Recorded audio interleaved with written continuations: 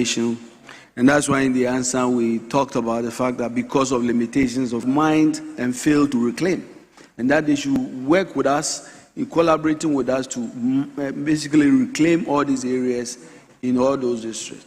And so reaching out with the local government authorities, reaching out with private sector, and with the government's own focus, we believe that we will do a lot of reclamation this coming year. I thank you. Thank you very much. Honourable members, let's move to question numbered 519, standing in the name of Francis Governor Osu Achiang, Member of Parliament for Juaben. Thank you, Mr. Speaker. I rise to ask the Minister for Lands and Natural Resources whether the ministry has signed licenses for purchase and export of gold since he assumed office. Thank you. Yes, Honourable Minister. Thank you, Honourable Speaker. Since assuming office as the Minister of Lands and Natural Resources, I have issued 2 licenses authorizing the export, sale, or disposal of gold in connection with large-scale operations. I thank you.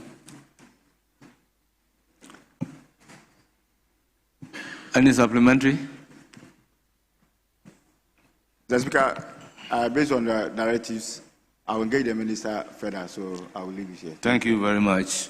Now, question numbered 545, standing in the name of Issa Salifu Taylor, Takwa Nswayem. Thank you, the Right Honourable Speaker. I rise to ask the Minister for Lands and Natural Resources what he's doing about small-scale miners in Takwa Nswayem to transition to sustainable and legally compliant mining practices to promote environmental protection and community development. Yes, Honourable Minister.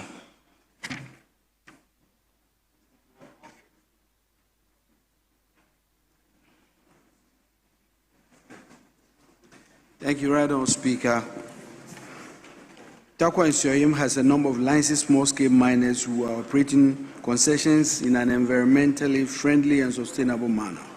These operators have been engaged, educated, and trained in sustainable mining practices and are under constant supervision by the Minerals Commission to ensure they continue to operate in an environmentally sustainable manner through the use of sustainable mining practices and mercury-free processing technologies. However, amid all these, there are some irresponsible illegal mining activities occurring in various areas such as Dompem, Simpa, Nswayem, Bonsa, Bedukrum, Esueso, and Asueja, all within the Takwa Nswayem area. To help mitigate the situation and to ensure sustainable and legally compliant mining practices, the Ministry, through the Minerals Commission, has put in place some interventions as follows. We are streamlining the licensing and permitting regime to shorten the time required for obtaining a small-scale mining license, thereby enhancing legal compliance. We are also adopting the bottom-up approach through strengthening and supporting district mining committees and small-scale mining associations to play an effective role in the licensing and management of the small-scale mining operations at the local level. The other effort has to do with the demarcation of more block areas for small-scale mining. And here, Mr. Speaker, we are working with the Ghana Geological Survey to identify more block-out areas with geological investigation to identify areas for small-scale miners. We are also working, and as you know, we established what we call the cooperative mining schemes under the Responsible Cooperative Mining and Small Scales Development Program, RCOMSDET, not only to transition illegal mining operations to a well-coordinated and truly community-based mining ventures, but also to provide alternative employment opportunity for community members, thereby boosting the local economy. We are also helping to decentralize the Minerals Commission through the building and expansion of offices in almost every mining district. Mr. Speaker, even as we roll out these interventions, our commitment to enforcement remains unwavering. In addition to all these efforts, the efforts by NIMOS, we have deployed 1,000 blue water guards in specific areas to monitor and curb illegal mining activities on our river bodies. Furthermore, we continue to provide ongoing training and sensitization to miners on best practices in a responsible way. And the Tarkwa in Suayem area is no exception. Mr. Speaker, we believe the initiatives outlined above will facilitate the shift towards sustainable and legally compliant mining practices, fostering environmental stewardship and advancing community development, especially within the Tarkwa in Suayem area. Thank you. Yes. Any further question? Right, Honorable Speaker, I would like to thank the Minister for his elaborative response. Thank you so much, Minister. Honorable Minister for Lands and Natural Resources, thank you very much for attending upon the House and responding to questions scheduled for you. That is all for you for today. You are hereby discharged.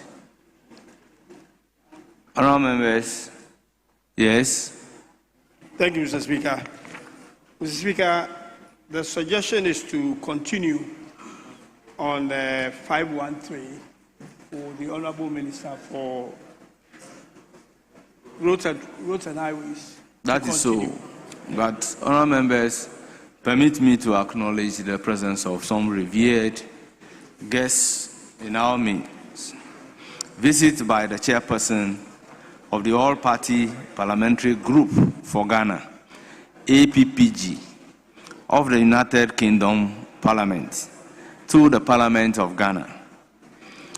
Honourable members, I have the pleasure to introduce to you a three-member delegation led by Honourable Belrabero Adi, the chairperson of the All-Party Parliamentary Group for Ghana, APPG, of the United Kingdom Parliament.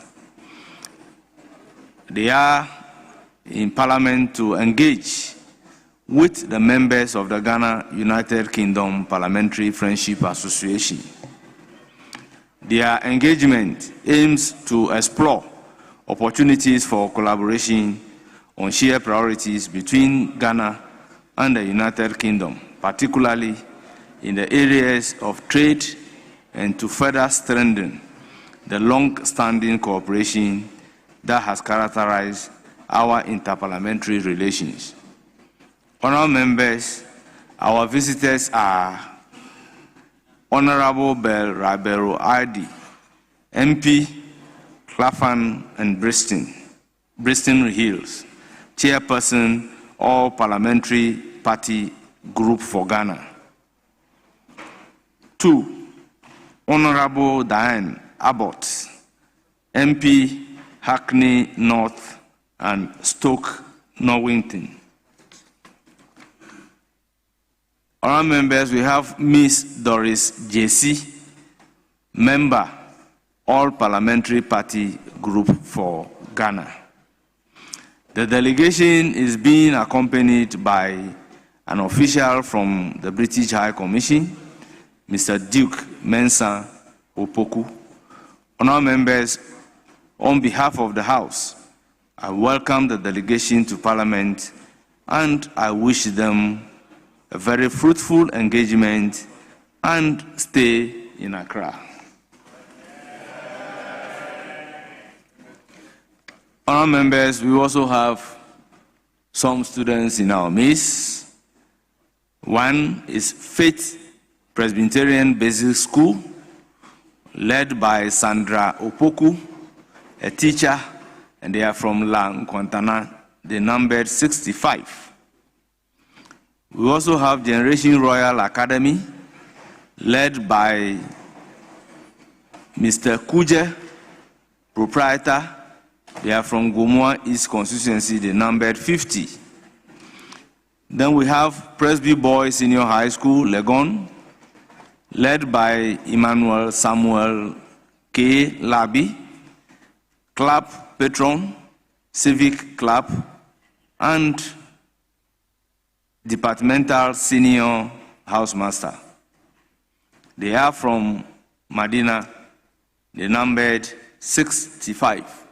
Honourable members, on your behalf, I welcome them to Parliament of Ghana, and may they have a fruitful stay.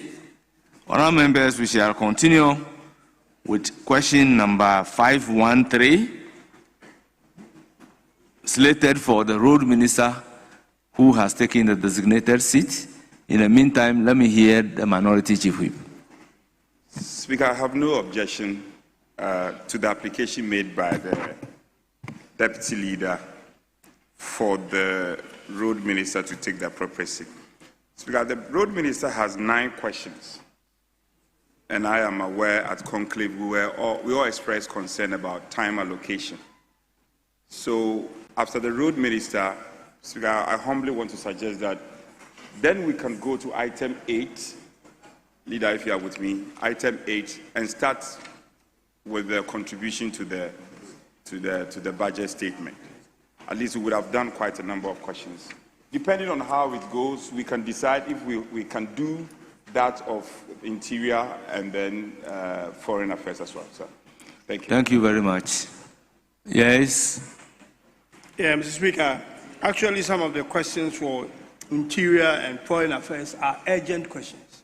So I would suggest that at least you take those urgent questions since they are urgent. Yeah. Foreign Affairs. Honourable members, let us not belabor this. Let's just go straight and start with the Road Minister who is seated. The first question for the Road Minister is question number 513, standing in the name of Kwame Anyimedu Entry, Asante Akim Central.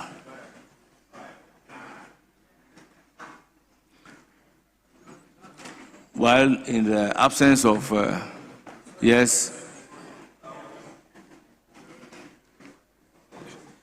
Right Honourable Speaker, I come under Order 88.3 and seek Please go ahead. Yes, Speaker.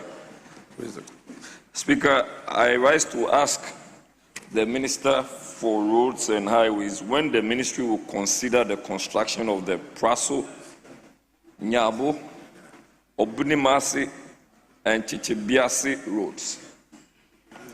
Yes, Honourable Minister. Mr. Speaker, thank you for the opportunity. The Praso Road is captured on the Department of Feeder Road database as Konongo Diase Dixon Feeder Road, which is a 25.6 kilometer long road.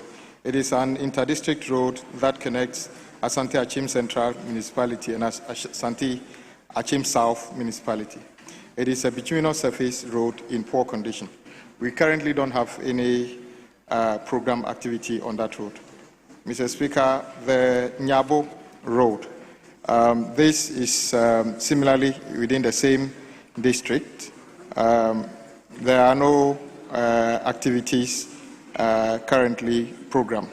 And then Obini Mase Road, Mr. Speaker, within the same location that this time around, it's regarded as Obini Mase Junction, Obini Mase, which is a 4-kilometer road. It's an access road to Konongo Agogo Road in Asante Achim Central Municipality. Also, there are no program activities. Mr. Speaker, in the case of Chechebiasi Road, this road is a 2-kilometer road in Konongo Agogo. It's a Konongo Agogo Road, and is in Asante Achim Municipality in Ashanti region. There are no program activities here.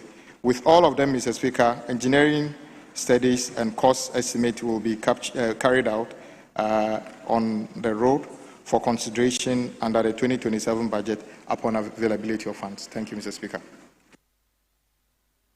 Honourable Member, any supplementary question? Mr. Speaker, there won't be any supplement. I want to take the opportunity to thank the Minister for coming. Thank you very much. We then move to the next question, 514, standing in the name of Honourable George Kwame Abuaji. Asene Manso Akroso constituency. Yes, Honourable Kennedy Nyako. Thank you, Mr. Speaker. Mr. Speaker, I'm coming under Order 88.3. Please do. Yes. Honorable Minister, on behalf of Honorable George Kwame Abuaji, I want to ask you why the road construction from Aguna Sword Road to Akimoda has come to a halt for several months now, and when is the contractor going back to site? Thank you. Yes, Honorable Minister.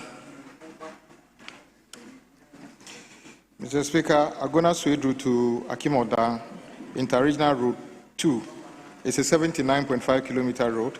It starts from Winneba Runabout to Aguna Sword Road to Eshem in the central region, and Eshem through Akroso to Oda in the eastern region. The road is made up of 3 sections.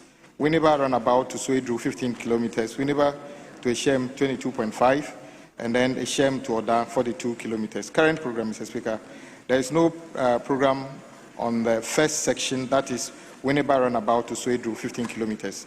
The second section, that is Sword Road Eshem 22.5 kilometers, has been awarded under the contract titled Rehabilitation of Aguna Sword Road Eshem Road 22.5 kilometers.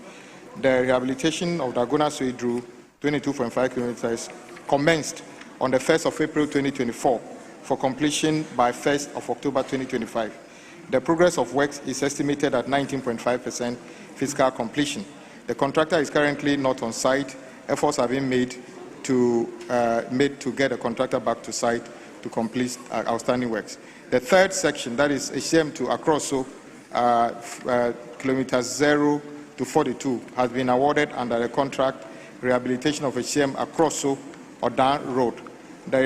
This project was awarded, the works commenced on the 7th of March 2020 for completion by the 15th of September 2023. Progress of work is estimated at 47.9%.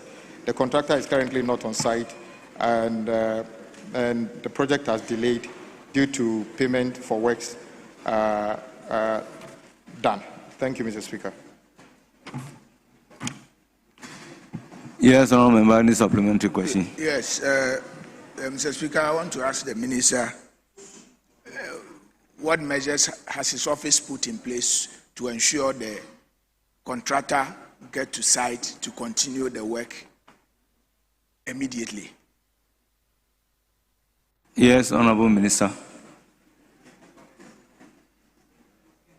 Mr. Speaker, from the records, it shows clearly that some of the contractors do not have the capacity to do the work, because one of them, the project was even supposed to be completed in 2023. He did 47% and stopped.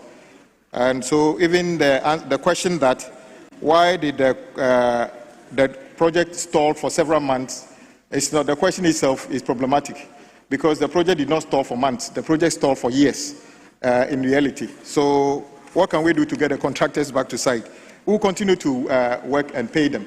But those ones that you realize that if you are a contractor, you do only 19% of the work, and out of the inability for the state to pay you for 19% of a small size of work like this, it questions your capability of being selected to do the work in the first place. So, Mr. Speaker, as I said, government is working hard to make sure that all outstanding bills owed to contractors are paid for them to go back to site and complete outstanding works. Thank you, Mr. Speaker.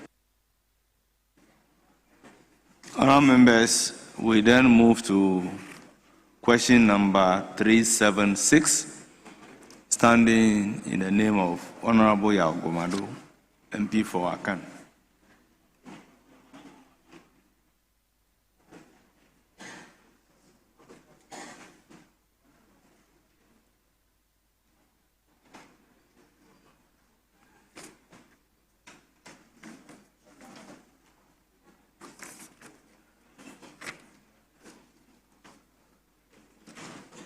Yes. Speaker, thank you so much. Speaker, respectfully, may I mount a prayer on Order 888-3 to seek your permission in order to ask the question on behalf of the member. Please, I have his authorization. Do. Thank you. To ask the Minister for Roads and Highways the measures being taken to construct the road between Asset 2 and Apostle Kubi, which is the shortest route for the people of Akan constituency to access the Oti Regional Hospital. Thank you.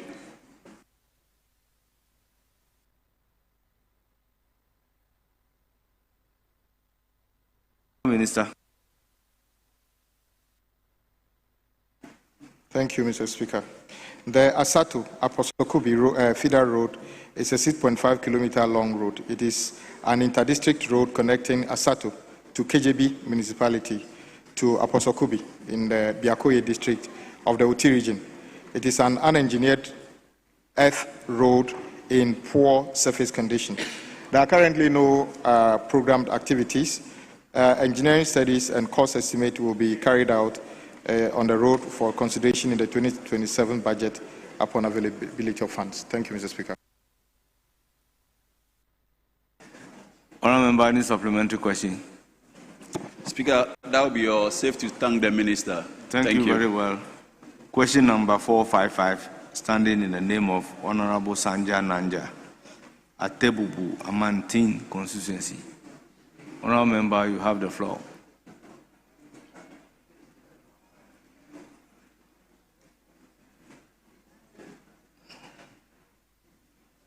Yes.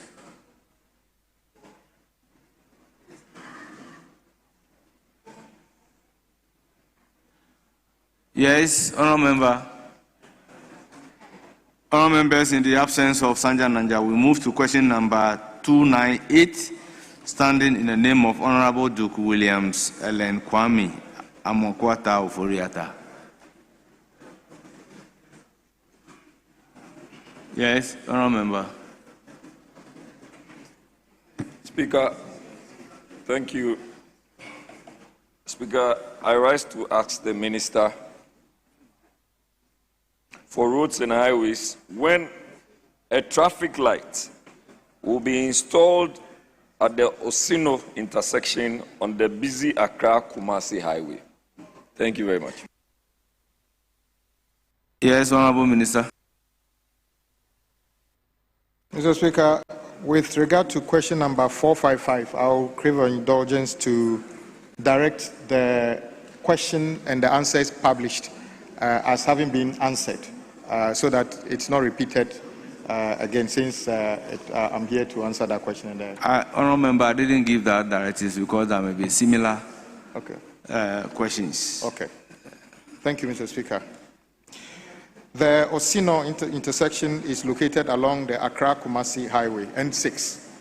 The intersection lies within the Fantiakwa South District of the Eastern Region and serves as a key junction point for traffic heading towards communities such as Enyinem, Begro, and Koforidua. Currently, Mr. Speaker, there are no programmed activities. Mr. Speaker, the question is about when traffic lights would be installed. Mr. Speaker, I'll work with the relevant agencies to get this reviewed and the necessary action taken. Thank you, Mr. Speaker. Honourable Member, any supplementary question? Speaker, there is no supplementary. Thank you very much.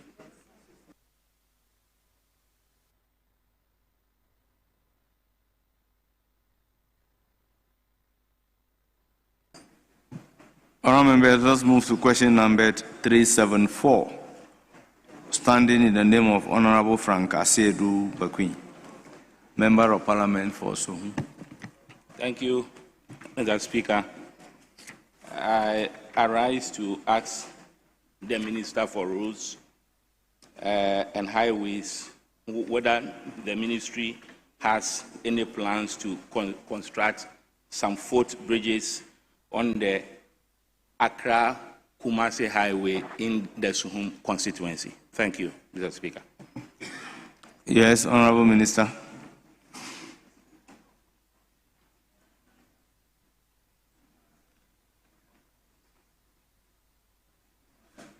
Mr. Speaker, the question I have is to ask the Minister for Road and Highways whether the ministry has any plan to construct footbridges on the Accra-Kumasi Highway, which is quite a distance.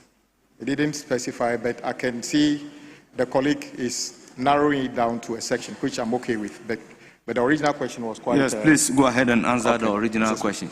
Mr. Speaker, the Accra-Kumasi Highway is one of, in fact, it's actually the most important national road corridor. It's a 250-kilometer road which forms part of the National Route 6 and connects Accra to Kumasi. There are currently no programmed activities with respect of footbridges, as the colleague asked. However, the Ghana Highway Authority will carry out the necessary safety audit on the sections mentioned and determine the appropriate action to be taken to mitigate the challenges espoused by my colleague. Thank you, Mr. Speaker. Honourable Member, any supplementary question based on the question on the other paper? Mr. Speaker, I did not type it. I think that I forwarded a question. Honourable Member, no argument. It's either you ask a supplementary question based on the other paper.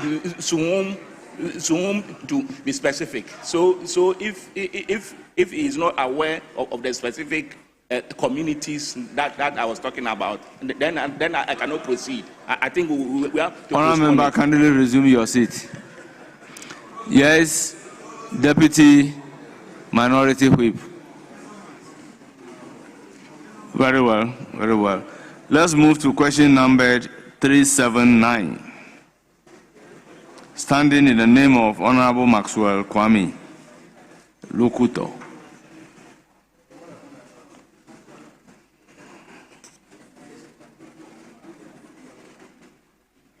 Yes, Honourable Frank Afriye. Speaker, most respectfully, I rise again on the strength of Order 88-3, seeking your permission to ask the question for the member. Please do. To ask the Minister for Roads and Highways the current state of the Tefle Town Road project awarded sometime in 2020. Thank you. Yes, Honourable Minister.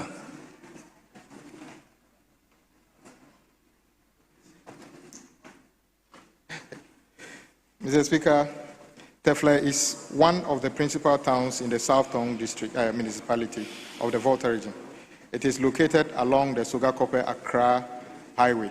It is a gravel road in fair surface condition. Current program, Mr. Speaker, it was awarded under a contract titled Bituminous Surfacing of Tefle Town Road, 3.9 kilometers.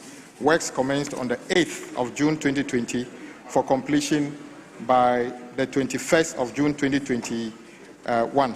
The project has since been terminated after several warning letters were issued to the contractor. Physical completion is only 20%. Engineering design studies have been carried out, and upon out of the 3.9 kilometers of road, links for consideration upon availability of funds. Honourable Member, any supplementary question? No, please. We move to question number 385, standing in the name of Honourable Kwame Appiah Kondia, Fantiakwa North Constituency. You have the floor. Thank you, Right Honourable Speaker. I seek to ask the Minister of Roads and Highways when the Miaso Asiribusu to Owusu Krom Road will commence after the contractor left site. Thank you, Mr. Speaker. Yes, Honourable Minister.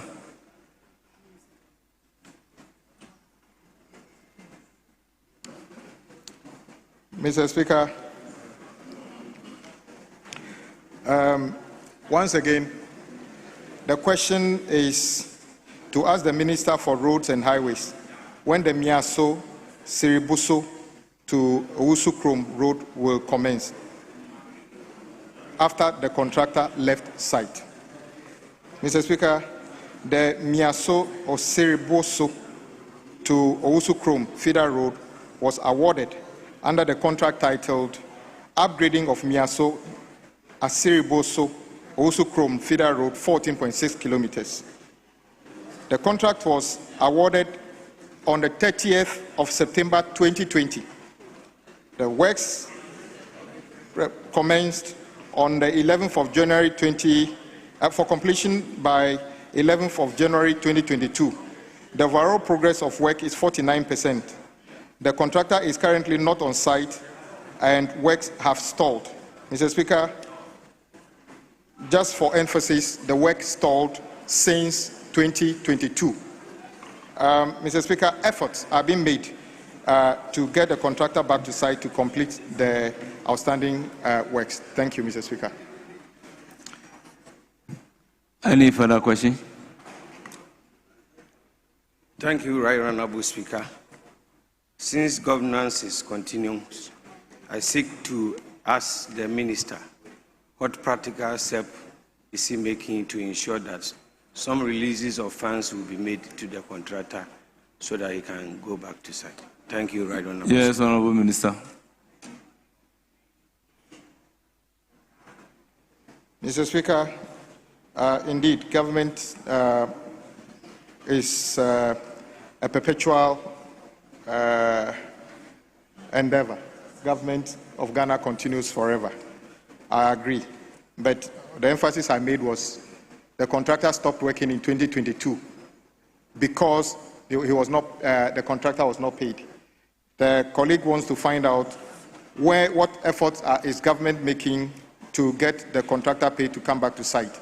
I think the colleague asked similar question to another question, similar question the last time, and I reminded him that just about 3 weeks ago, the government of President Mahama paid contractors in excess of 5 billion Ghana cedi out of the 40 billion indebtedness that has been left.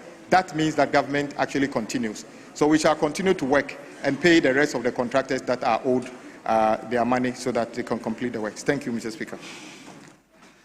Honourable members, let's move to question number 475, standing in the name of Honourable Kwabena Boateng, Member of Parliament for Ejisu. Most grateful, Mr. Speaker. I rise to ask the Minister for Roads and Highways about the state of the Besiase-Jamase Road in the Ejoso constituency, particularly when work will resume to complete the road. Thank you. Yes, Honourable Minister. Mr. Speaker, Jamase is located in the Ejisu municipality near the Besiase community. The Besiase-Jamase Road is a 900-meter road off the main Kumasi-Accra Highway, 7-2 communities. Current program. The road has been earmarked for rehabilitation by the Department of Urban Road under the contract titled Rehabilitation of Jamase, Adietem, and Donasi Adako, Jeche Kwamo Road, and Broni Krom area roads within the Ejisu municipality, 19.27 kilometers. The contract commenced on the 19th of December 2024 for completion by 18th of December 2026. The Besiase-Jamase Road has some existing drainage structures, and the current program is to undertake earthworks, paving, and surfacing works. The contractor has worked up to base layer level and currently preparing to undertake primer seal works. Overall physical completion of the project is 45%. The contractor is on site and works are ongoing. Any supplementary? That is so, Mr. Speaker. By way of information to alert the Minister that presently there's no contractor on site, if we may get some indication as to when work may resume to Honourable Minister, the people. An indication as to when work will resume. Mr. Speaker, my answer is clear, that the contractor has carried out 45% of the works, which includes the base layer, and currently he's preparing to undertake primer seal. So you might not be doing anything on site, but maybe they are haulaging aggregates and treating them for the primer seal. So the fact that you don't see them actively with equipment rolling up and down the road doesn't mean that they are not on site. They might just be mobilizing, haulaging equipment and materials and treating them ready for application. Thank you, Mr. Speaker. Honorable Minister for Roads and Highways, we thank you very much for attending upon the House and responding to questions scheduled for you. Accordingly, you are hereby discharged. I will therefore call on the Minister responsible for Foreign Affairs to take the designated seats.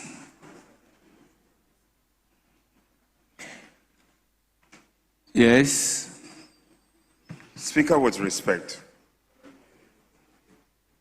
when budget is presented, we follow it up with budget debate.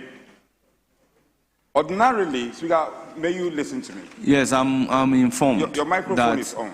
I'm informed that there should even be other paper addendum to enable the foreign minister respond to the question. So we'll go back to the debate. Speaker, the point is that when budget, I'm old enough in this house to know what how the cycle is. When budget is presented, the focus has always been the budget debate. Speaker, ordinarily, we don't even combine questions with the debate. We sought to differ because of the fact that the questions have compounded over the days. Now, we had agreed that we'll do two sectors. We've done the lands ministry. We've also done the road ministry. Because I had cautioned our respected deputy leader that when these ministers are done, then we'll revert to item 8. We must start the debate. The public is watching. That is what they are key interested in. Now, no, would you listen? You are not listening. Listen to me. Speaker, besides the point, with respect to the foreign minister, I don't have any issues with him. I am aware the foreign minister, just about 30 minutes ago, brought his response. When we were at conclave, we demanded the response of the foreign minister. Honorable Speaker, Deputy, we are doing exactly the same. Speaker, can I finish? Listen to me. That is what we are coming to do. Speaker, I beg you in the name of God, just listen to me. I beg you. You are my friend. Speaker, who has made his point? Speaker, the foreign minister, I don't have anything against him. He's my friend. In our other world, he was my ranking, I was chair, we worked together. He just brought his answers. 30 minutes ago, the table of his received. That is the reason for which we are deferring. The ministers, Parliament cannot wait for the ministers. The ministers must come and wait in Parliament. And we have done two sectors. Yesterday, we oscillated so well, navigated so well. We took motions, we laid papers, we came back, we started the Honorable debate. Minister for Foreign Affairs, kindly take your seat back. Yes, you should take his seat back. We don't have anything against you. You should go back. Honorable members, item numbered 8. No, I'm not saying anything. I'm just saying you should take his seat. No.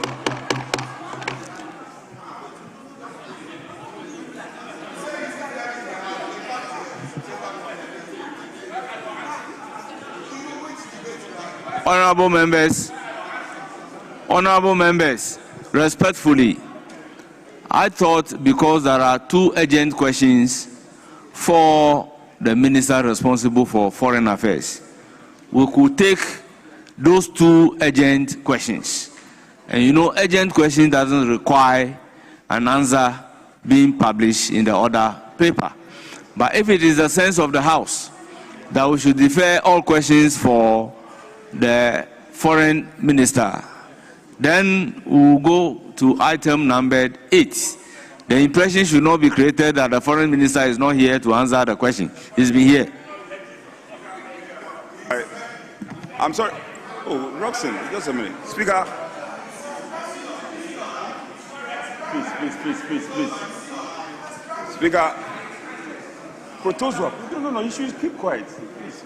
Speaker, for the records, I want to make a full declaration. I don't have anything against the foreign minister. I don't. I'm simply saying No, I'm simply saying that I have proposed to the Deputy Leader. Deputy Leader, we have worked so well. Yesterday, we navigated well. I am not saying, no, listen to me well. I am not saying that we won't take his questions. I am saying, to the extent that we had agreed, agreement is agreement. To the extent that we had agreed that we'll do 2 sectors, and then come back and start the debate. After a while, we go ahead. That was what we did yesterday. Speaker, let's go to item 8. After a while, the Foreign Minister is patient. He should wait. His answers will be programmed, and then we will take that. Honorable members, accordingly, I will direct that the Foreign Minister be rescheduled to come and answer the questions another date. Item number 8, commentary to continue. I will therefore call on Honorable Fred Agbanyo. Honorable Fred Agbanyo, you have 10 minutes. Yes? Speaker, with all due respect, when the minority makes their position clear on a matter, Speaker, please do you hear us? We had an agreement yesterday when we started the debate first and we went back to question. They raised issues. So today we decided that we will take the questions and clear them off the way. But the questions are so many. So we will deal with the urgent ones, which stands in the name of the Minister for Foreign Affairs and the Interior, so that we can take the urgent questions out. But I'm briefed. So when you make a proposal, let's agree on it. But when you make it as if that is the position of leadership on the matter, it hurts us. Please.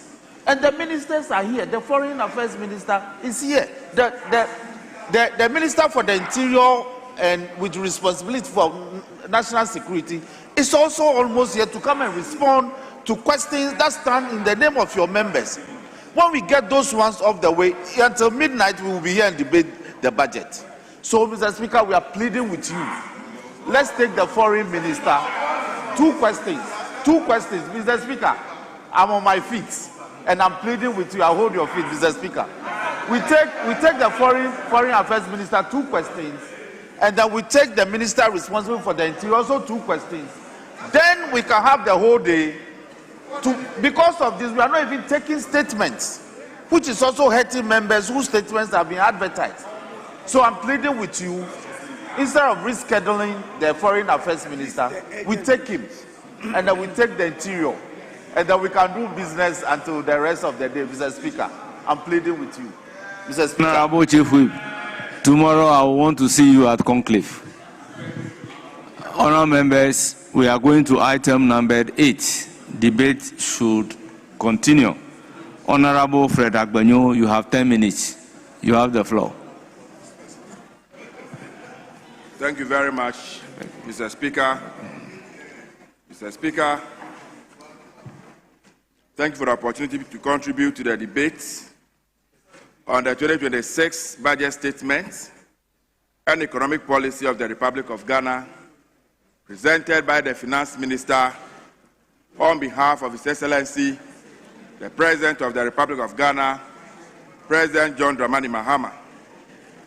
The budget themed resetting the economy for growth, jobs, and transformation, Mr. Speaker, present opportunities and responsibilities. The budget seeks to consolidate the physical stability achieved in 2025 and lay the foundation for broad-based growth in 2026. Mr. Speaker, allow me to outline the key pillars of this budget. The government projected expenditure of 302.5 billion Ghana cedis against revenue of 268.1 billion Ghana cedis, with government deficits of 2.2 billion and primary surplus of 1.1 0.5%. Mr. Speaker, the abolition of the COVID-19 levy, reduction in effective VAT, and the upward adjustment of the VAT threshold to 750,000 Ghana cedis ease the burden on SMEs and stimulate private sector growth. Mr. Speaker, the $10 billion for the Big Push projects. Mr. Speaker, 302.5 billion Big Push project for road infrastructure and for the construction of bridges across the country, Mr. Speaker, will open up this country for the movement of goods and services and then develop the country. Mr. Speaker, in the agriculture sector, the budget has created 245 million Ghana cedis for food security, 828 million cedis for 1,000 kilometers of agriculture, enclave roads, 690 million for farmer service center, 6.9 billion for oil palm industrialization, demonstrate a strong commitment to sustainable food systems and agro-industrial growth. Mr. Speaker, in the educational sector, the government has allocated 33.3 billion for the Ministry of Education, 9.9 billion for GET Fund, 4.2 billion for free SHS, 2 billion for basic school infrastructure, and these measures will help to kill the double track system that we have in our secondary school system. Mr. Speaker, in the health sector, the government has allocated 9 billion Ghana cedis for national health insurance, 2.3 billion for Mahama Care, 600,000 million for 3 regional hospitals, 1.1 billion for LAPE, 600 million Ghana cedis, Mr. Speaker. Mr. Speaker, in the energy sector, the government has allocated 50.2 billion to set aside the shortfalls in the energy sector, 4.8 billion for IPP arrears. And Mr. Speaker, we, the people of Guam, will be happy that with all these projects, we'll be able to open up road infrastructure in the area. We'll be able to extend electricity to the rural communities. Mr. Speaker, we'll be able to build more hospitals, cheap compounds, and schools and markets in the area. Mr. Speaker, if you refer to the budget, page 146, the Finance Minister has this to say at paragraph 1195. He said, Ghana indeed was at the bottom of the abyss, a nation of distress, with its economy bleeding and its people weary, yearning for a government with the courage and vision to rebuild. Indeed, today, Mr. Speaker, we have a government with vision. We have a government that is ready to rebuild the country. Mr. Speaker, in paragraph 1196, the minister has this to say, but through decisive leadership, bold reforms, and resilience of the Ghanaian people, we began to turn the tide. The speakers who move around the country today, all Ghanaians can attest to the fact that indeed they voted for visionary leadership, they voted for transformational leadership, and everybody can see that indeed Ghana is progressing steadily. The speaker, in paragraph 1197, the minister said, GDP growth rose from 5.3% in 2024 to 6.3% in 2025. The speaker, as I can say, the speaker, inflation has dropped from 23.8% to single digit 8% in less than 1 year. Mr. Speaker, the Speaker, The CD cumulatively has appreciated. Honorable member, what is the meaning of that? What is the meaning of that? Mr. Speaker, to wait. If you don't like this, what at all again do you want? Thank you very much. You may proceed. Mr. Speaker, the CD cumulatively has appreciated by 34.9% within this short period of time that this government has been in office. Mr. Speaker, it is evidently clear that this is a government that is determined to serve the people of this country. This is a president that is ready to create employment opportunity for the people of this country. That is why in this budget, we are proposing that will create employment to about 800,000 teeming Ghanaian youth who are working our streets and have nothing to do. Mr. Speaker, I am happy to note that this budget has made a provision to complete 10 of the Agenda 111 projects that were initiated and dotted across the length of this country, and not even one was completed in the 8 years that our colleagues was in power. Mr. Speaker, I'm also happy to note that the President has determined or has decided that 3 regional hospitals are built in the new regions that have been created in this country. Mr. Speaker, the days where people have to move to Kolebu or have to move to Komfo-Anokye to access good health care, Mr. Speaker, very soon it will be a thing of the past. Mr. Speaker, we want to thank the government and want to thank the people of this country for the support they have given to this government this far, and want to assure them that we will not let them down, that the resources that have been allocated to the various sectors will be put to good use for the benefit of Mother Ghana. Mr. Speaker, of these few words, I want to thank you very much for the opportunity, and may God bless His Excellency John Dramani Mahama, and may God bless Mother Ghana. I thank you.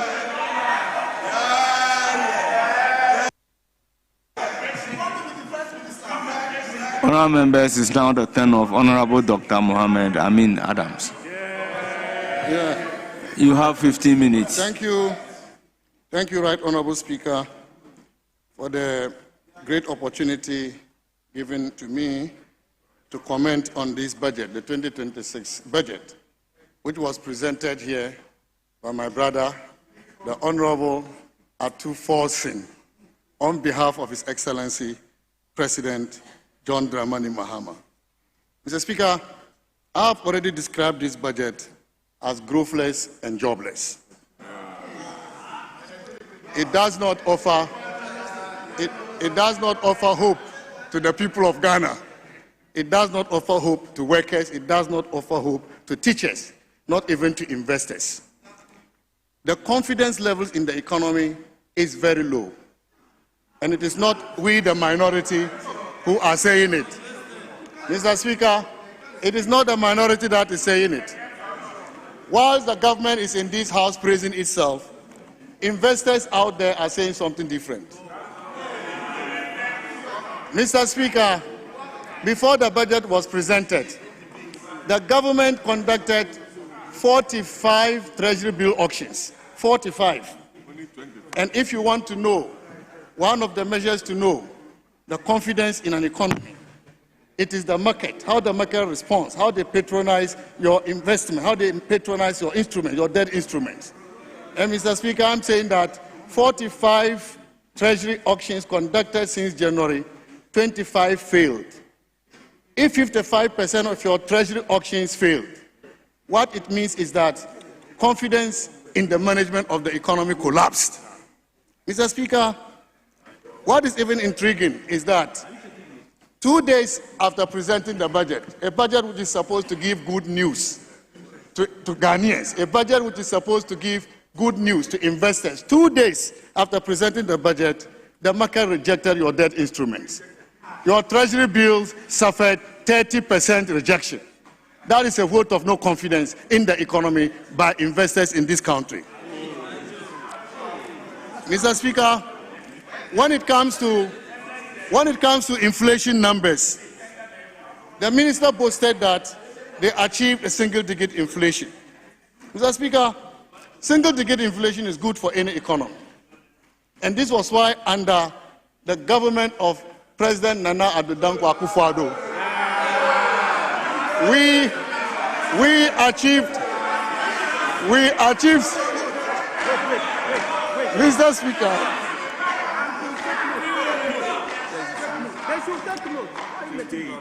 Mr. Speaker, single-digit inflation is good.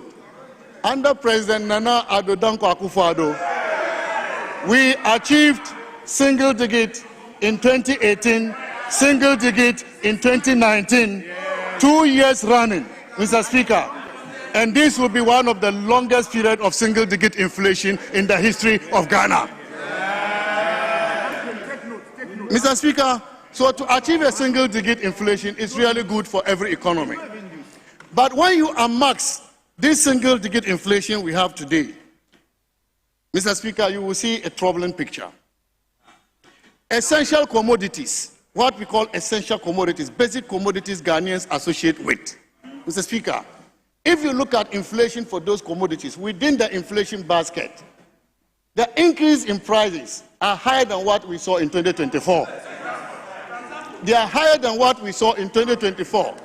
Mr. Speaker, according to data from the Ghana Statistical Service, and you can get that from their website, basic commodities like water,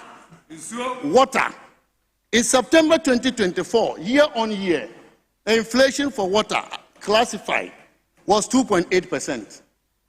Inflation by classification, year on year, 2.8%. September this year, September, Mr. Speaker, it was 3.6%. August was actually higher, 3.9%, August this year. Milk and eggs, September 2024, the rate of inflation year on year was 8.6%. September this year, 2025, Mr. Speaker, it is 20.1%. August was even higher, as high as 37%. Oil and fats, I'm talking about cooking oil, palm oil, groundnut oil. Mr. Speaker, September 2024, the inflation was 7%. Mr. Speaker, sadly, September this year, 2025, it was 44%. In August, it was actually 53%. Mr. Speaker, you can see this trend with fruits and nuts. You can see the same trend with coffee and coffee substitutes. You can see the same trend with cocoa drinks. Therefore, Mr. Speaker, behind this single-digit inflation they are boasting about is a real struggling economy, which is depriving people of decent livelihoods. Mr. Speaker, amidst these economic difficulties, the priorities of this government have shifted from the people. They are social democrats, but they've forgotten about the people. Their priority has shifted to buying jets and helicopters.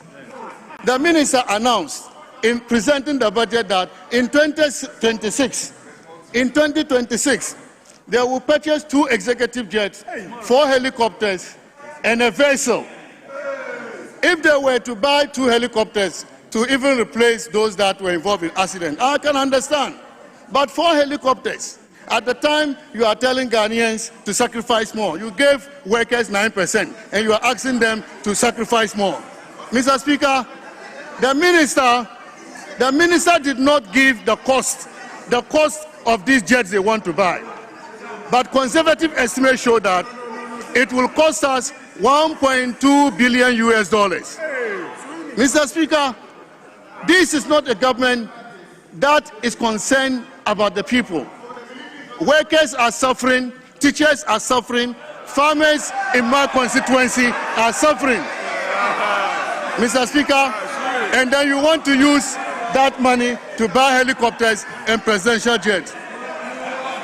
Mr. Speaker, the 2026 budget, when it comes to capital spending, the 2026 budget cannot produce growth. It cannot produce the jobs promised the people. Mr. Speaker, why do I say that? The 2026 budget proposes 3.6% of GDP for capital spending. This is higher than the 1.5% of GDP which was proposed in 2025. And the minister actually did 0.5% of GDP. But The 3.6% of GDP for 2026 is lower than the 4.6% of GDP we did in 2024. Mr. Speaker, generally, capital investment is low in Ghana, and it's not just with the NDC. It happened with us, even though our figure was higher. It happened with previous government. That is not good if we have to build the long-term sustainability of our economy. We need to be serious as a country to invest, to do more capital investment, because that is what will generate growth, that is what will generate the jobs.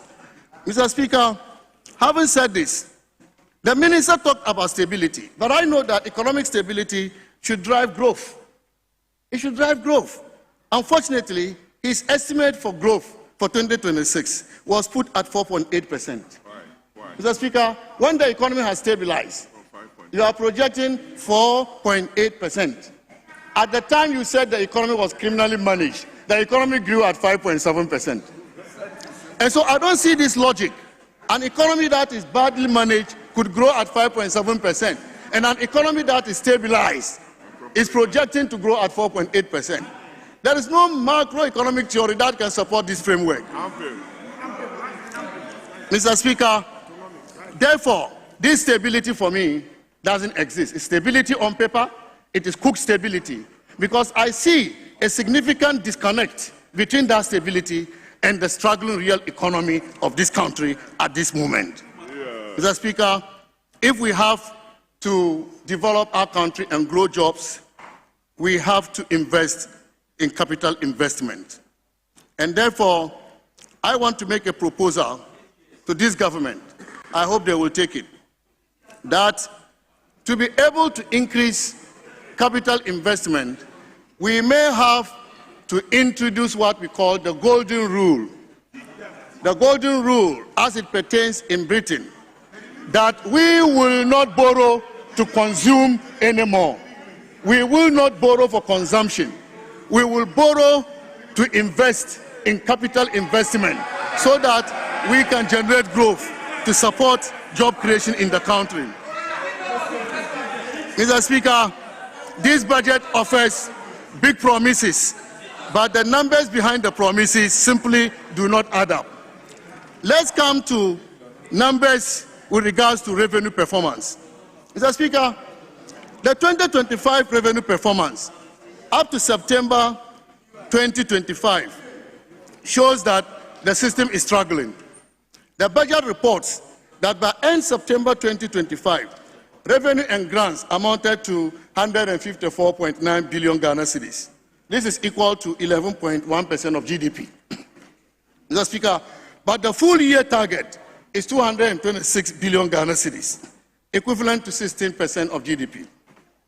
So to hit this full year target, Mr. Speaker, quarter 4 alone must deliver 71 billion Ghana cedis, nearly 5% of GDP in one quarter. But let me break it down further, Mr. Speaker. Quarter 1 will have to generate 32% of the entire year's revenue. Quarter 4 will need to be 40% bigger than the average quarter so far. We must ask, what policy, what compliance breakthrough, what structural shift, or even what miracle can support such an extraordinary fourth quarter performance when you have not performed in the first 3 quarters of the year? Mr. Speaker, none, no explanation has been provided. This is not proper forecasting. This is wishful arithmetic. Mr. Speaker, the revenue measures in the 2026 budget itself are unrealistic and untested. Government wants Ghanaians to believe that they can raise 1.6 billion Ghana cedis from VAT compliance, 1.2 billion Ghana cedis from small taxpayers reforms, 1.68 billion Ghana cedis from removing 347 exemptions, 747 million Ghana cedis from corporate income tax, and recover 5.3 billion Ghana cedis while reorganizing levies and the VAT, what they call the VAT reforms. But, Mr. Speaker, these measures depend almost entirely on behavior change, administrative strength, GRA enforcement capacity, customs discipline, a taxpayer base still recovering from economic stress. But 2025 had these similar measures, and 2025 showed that the measures underperformed. If compliance gains could ensure that we address the revenue shortfall, it would have done it for us. Mr. Speaker, if removing import exemptions could have raised revenue, it would have done it for us this year. Unfortunately, these measures failed. And this is why I am confident that the revenue measures in the 2026 budget are unrealistic. When we come to growth forecast, Mr. Speaker, it breaks the internal logic of this budget. This is the most revealing contradiction of all that I have seen. The economy, as they said, grew 6.3% in the first half of 2025, above our estimated potential for 5 consecutive quarters. But, Mr. Speaker, under normal forecasting logic, strong first-year half-year growth should lead to strong full-year growth. If you have a strong growth in the first half year, it should lead to stronger full-year growth. Mr. Speaker, and strong full-year growth should lead to growth momentum in the next year, in the following year. But what do we see? 2025 growth, according to them, the 2025 will end with 4.8%, and 2026 growth projected to be 4.8%. Where is the momentum? Where is the momentum?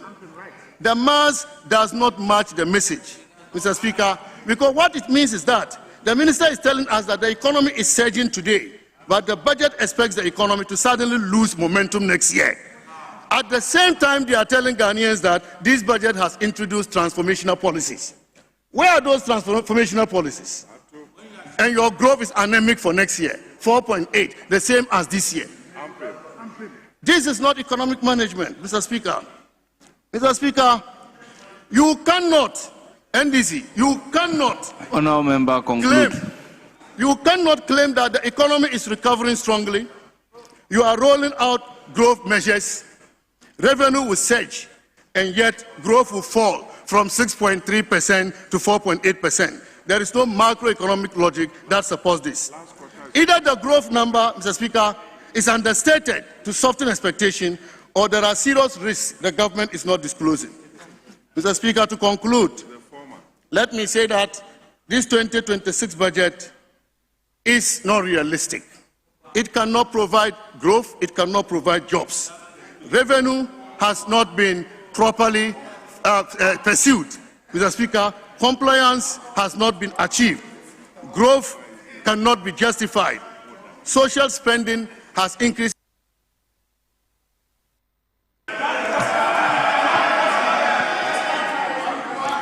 Honourable Member, your time is up. Honourable Members, order. Honourable Members, I will proceed to give the floor to Honourable Cletus Seydou Dapila.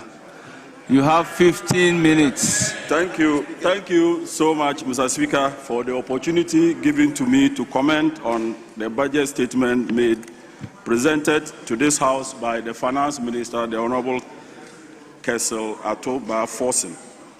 Mr. Speaker, I'm surprised the former Finance Minister is talking the way he's talking, because the former head of the economic management team, Dr. Mahmoud Bawumia, has already apologized to Ghanaians for the mess that they've caused this country.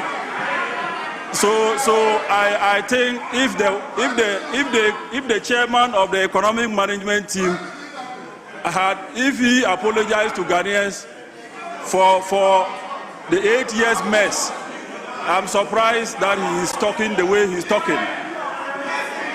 Mr. Speaker, let me also avert the minds of my colleagues to Global Info Analytic polls that they conducted on this budget.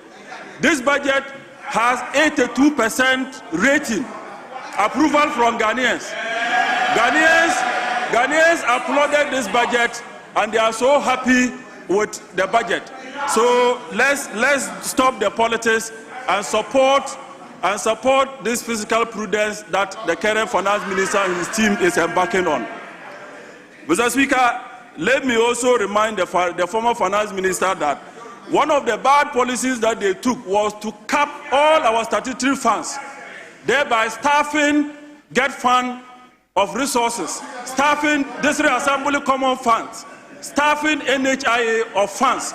Mr. Speaker, today, under this government, all these statutory funds have been uncapped, particularly District Assembly Common Fund. Mr. Speaker, District Assembly Common Fund under Atuba Forsen and President Mahama is performing wonders. 80% of common fund is being sent to the district assemblies. Mr. Speaker, if you want to develop this country, it is not for anything that the local government concern was created. Mr. Speaker, it was created to send development to the doorsteps of the people. And you came in 2017, and one of the bad decisions you took with your 169 was to cap this fund, thereby starving the local assemblies of development. Mr. Speaker, today 80% of resources or money is sent to the assemblies for development. Mr. Speaker, today when you go to the assemblies, you will see them, all the workers, the staff of assemblies across this country are smiling because they are working. They are happy that they have resources now to work. Mr. Speaker, let me also say that if you go to NHIA, Mr. Speaker, under your watch, every other day, you have service providers who were laying down their tools. They said they won't provide services because you couldn't pay service providers. Mr. Speaker, since we came, the whole of 2025 is a thing of the past. You won't hear any service provider saying that he was going on strike. They won't provide services to our people because finance is releasing resources or monies to NHIA, and they are also paying the service providers. Mr. Speaker, this is one of the achievements of this government. Mr. Speaker, let me also avert the mind of the former finance minister and my colleagues on the other side that from 2023,